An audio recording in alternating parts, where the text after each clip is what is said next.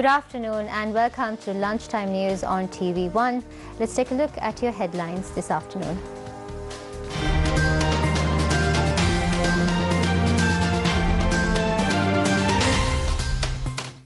Cardinal Malcolm Ranjit celebrates Holy Mass at the Kochikade Church feast.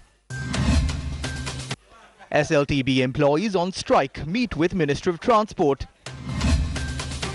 President leaves to Tajikistan to attend a summit. Major General Ruwan Kulatunga appointed as head of national intelligence.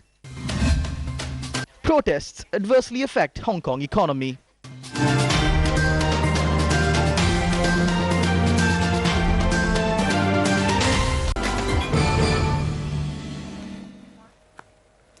In your lead story this afternoon, the annual feast of the Kochikade Church, which was targeted by the suicide bombers on the 21st of April, was celebrated today. The Mass was celebrated by His Eminence Cardinal Malcolm Ranjit. The victims of the April 21st terror attacks were remembered first when the Holy Mass began at 10 this morning. The Feast Committee of the St. Anthony's Church in Kochikade said that the 185th feast of the church this year will not be celebrated in a grand fashion. The hoisting of the flag post and novenas were not conducted in the lead-up to the festive celebrations this year. The two biggest flaws of man is the greed for money and power. Look at how much people who go in search of power suffer. The reason behind the April 21st attacks is also the same. The greed for power. Someone used those people. The people who planned it wanted to invade our culture and our country. Religion cannot turn a man into a slave. Everybody has their freedom. Religion must direct and show human beings how to use that freedom wisely. That is the purpose of religion. We actually look at these stupid people with sympathy. I make a request of all communities in our country. Please do not wet this land with blood. We were able to react decently after the attacks. Catholics did not attack or harm anyone from the Muslim community. We protected them. This is the true purpose of religion. Religion requires not only to protect oneself, but everyone else as well. So religion cannot be used to create a rift between people. If we understand these, one day we can create true freedom and true development in this country. As religious leaders, we should not quarrel with each other. We should unite the country and create reconciliation and peace among the people of the country. We ask St. Anthony today to please grant our country peace and unity among her citizens. We ask for this miracle from St. Anthony.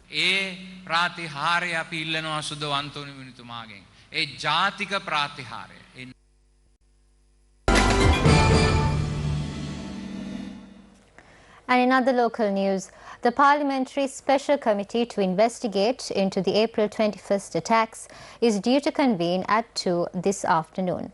Former Eastern Province Governor MLAM Hizbullah and former Inspector General of Police NK Ilangakon are due to testify before the committee today. The Parliamentary Special Committee is being discussed heavily in the political arena. Who suggested this committee? It was Jayampati Vikramaratne from the 8th of January 2015. He carried out and intervened in matters that would completely dismantle the state structure. His suggestions for a constitution were such. There is a problem that has been created by the 19th Amendment and we can't solve it up to date.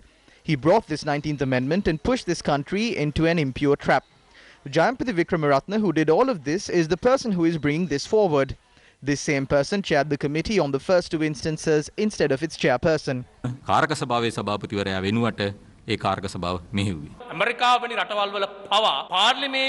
Even in countries like America, state officials are summoned before committees that are appointed.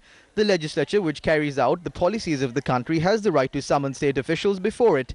If the state officials who are responsible for the people have carried out a misdeed, it is a responsibility of the representatives appointed by the people to investigate into it.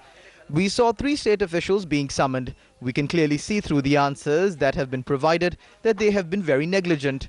We are faced with the question as to whether we should be intimidated by this. If they were not able to protect the citizens of this country, they should reveal as to whether they are innocent or not before the country.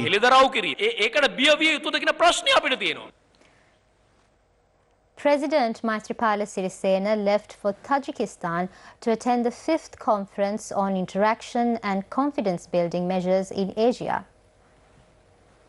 The CICA is an international forum to strengthen cooperation, established to ensure peace, security and stability in Asia. It was set up in 1992. Sri Lanka received its observer status in 2012 and became a member in 2018. The member states of the CICA includes Afghanistan, China, Egypt, India, Iran, Iraq, Pakistan, Qatar, Republic of Korea, Russia, United Arab Emirates and Vietnam. CICA membership covers about 90% of the territory and population of Asia. It has another 8 states and 5 international organizations, including the UN, with observer status. CICA membership would further enhance Sri Lanka's bilateral, economic and trade cooperation, as well as people-to-people contacts with other CICA member states. CICA is different from other security mechanisms which are commonly dominated by superpowers.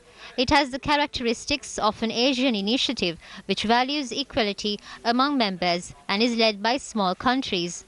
President Sirisena is scheduled to address the CICA summit on the 15th of June. The President will have bilateral meetings with several leaders, including Tajikistan President Emomali Rahman, on the sidelines of the CICA summit. In other local news, a meeting is currently underway between the Minister of Transport, Arjuna Ranatunga, and a group of employees belonging to the Jataka Sangame of the SLTB, who are currently engaged in a strike action. The meeting is underway at the Temple Trees. Along with Minister Arjuna Ranatunga, the Secretary to the Ministry of Transport, State Minister of Finance Iran Vikramaratne, and the Secretary to the State Ministry of Finance are at the meeting. General Secretary of the Jataka Sangame of the SLTB at the Narampeta head office, Ranjit Vijayasiri, said that the strike action is underway to demand that 5,100 promotions that were granted to employees be made permanent. He added that if a solution is not reached at the meeting today, they will take steps to continue the strike action. A university student has been admitted to hospital after being stabbed with a sharp object in front of the California University. The incident took place as a result of a love affair.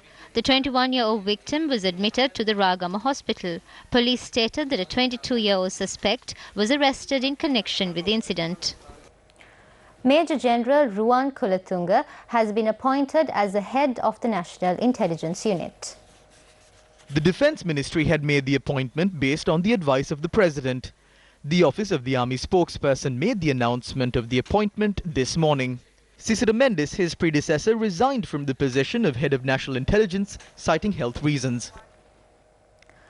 A fishing cat identified as Hadundivya, belonging to the Hungama Kalamatiya sanctuary in Hambantota, was knocked down by a vehicle last evening. The accident took place last night on the Hambantota-Mathura main road. The wildlife officers, who were informed by locals in this regard, arrived at the scene and took the remains of the animal to the wildlife office.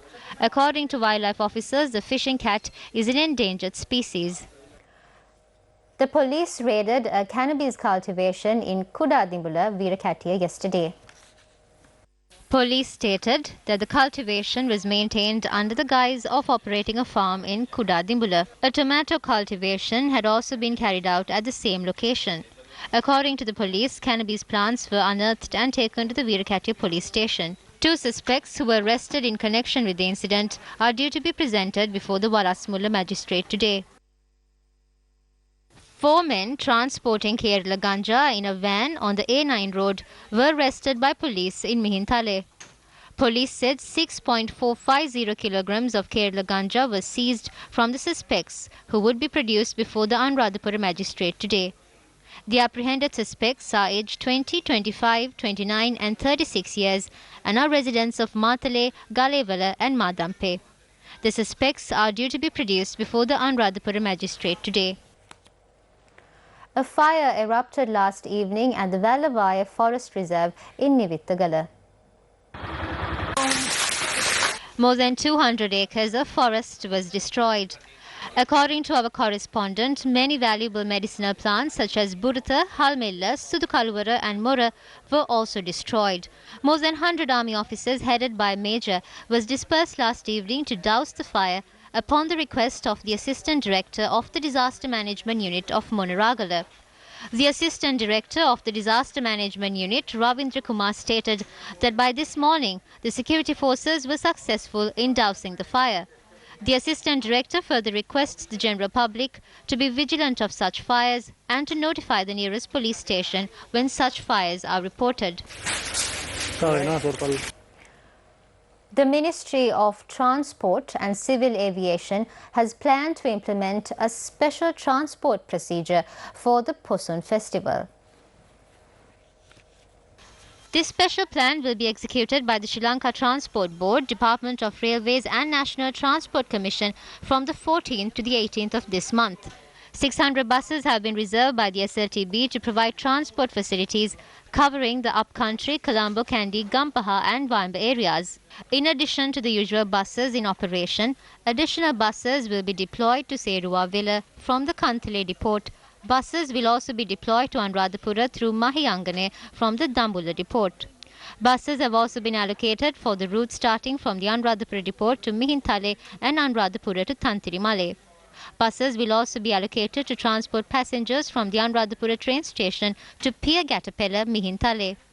The National Transport Commission has taken steps to allow private intercity buses to travel to Mihintale instead of limiting the route to Anuradhapura.